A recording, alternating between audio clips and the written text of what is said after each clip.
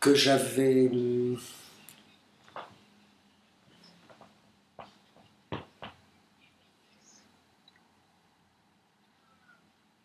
car dans le processus de normalisation qui frappe les universités, voilà que ça procède maintenant pour autant que j'ai compris, par tranches horaires. Tranches horaires qui font que, d'une part, je crois les cours sont de 2h30, et puis, tranches horaires permettent une mobilisation des salles très poussée. Pour nous, dans le département de philosophie, c'est assez catastrophique, pour une raison simple déjà, c'est qu'il y a beaucoup d'auditeurs qui, pour des raisons de travail, d'acédique, de je sais pas quoi, ne peuvent venir qu'à 10h. Si bien qu'on a tous reçu beaucoup de lettres cette semaine, impossible qu'ils soient là à 9h30, même s'ils en avaient la bonne volonté. Alors mon problème, c'est de trouver une salle où, tout en respectant apparemment cette nouvelle tranche horaire, je ne le respecte pas essentiellement. C'est-à-dire que je continue à disposer d'une salle où je commence à 10h et où je termine autour de 13h, quand vous n'êtes pas trop fatigué, dis-moi. Alors, j'espère que c'est le cas, mais il y a une telle confusion qu'on va voir ce matin si en 11h30, ou même à midi, on est dérangé par quelqu'un d'autre qui veut la salle, j'espère que non, ça va être la catastrophe. Il va falloir que j'aille négocier une autre salle, s'il y en a, où je disposerai de mes 3h, de 10 à 13h. Mais à ce moment-là, j'empiète sur 2 tranches horaires. Vous comprenez, c'est extrêmement délicat, ça. C'est-à-dire que ça fait vraiment partie du processus par lequel les universités sont maintenant alignées sur les lycées. Bon, alors voilà, c'est pour vous dire que ce matin, on peut avoir un trouble, être chassé d'ici.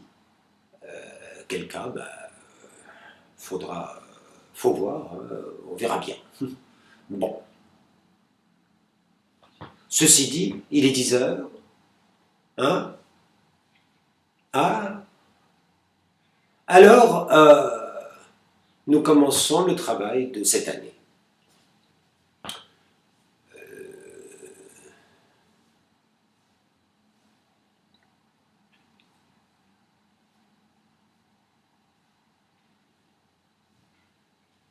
Et je voudrais à la fois l'entamer, ce travail, et déjà, mais l'entamer à la faveur de construire notre programme, puisque c'est seulement dans la mesure où je vous proposerai un programme que vous verrez vous-même, une part si vous continuez à venir, et d'autre part, si vous continuez à venir, comment vous vous accrocherez à telle ou telle partie. Et à cet égard, j'ai des choses à vous proposer pour varier votre assistance.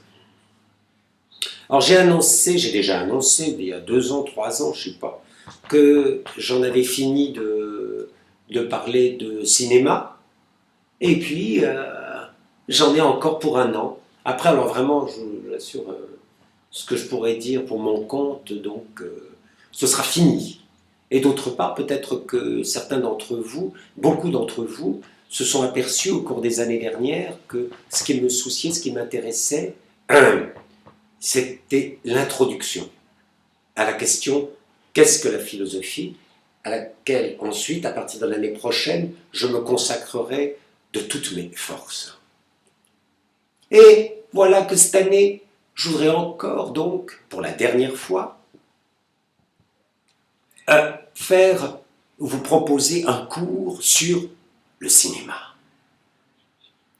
ou sur un aspect du cinéma. Et après tout, le dernier aspect, enfin, celui qui me restait, j'avais pas tellement le choix. Hein. On a vu pendant 1 ou 2 ans l'image mouvement. On a vu l'année dernière l'image temps. Qu'est-ce qui me restait? Il me restait l'image pensée.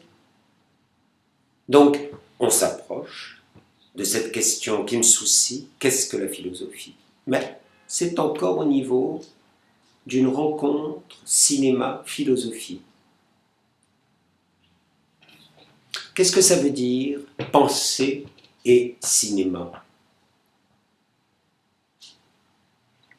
Je voudrais faire comme l'année dernière, c'est-à-dire cette réflexion en apparence centrée sur le cinéma ne doit pas nous empêcher des développements ou comme des espèces de plages proprement philosophiques où des thèmes philosophiques seraient considérés pour eux-mêmes sans pour autant briser l'ensemble de notre projet.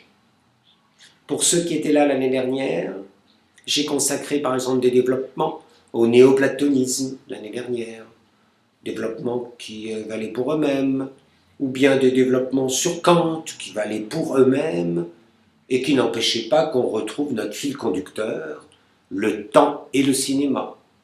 Cette année, je voudrais faire pareil.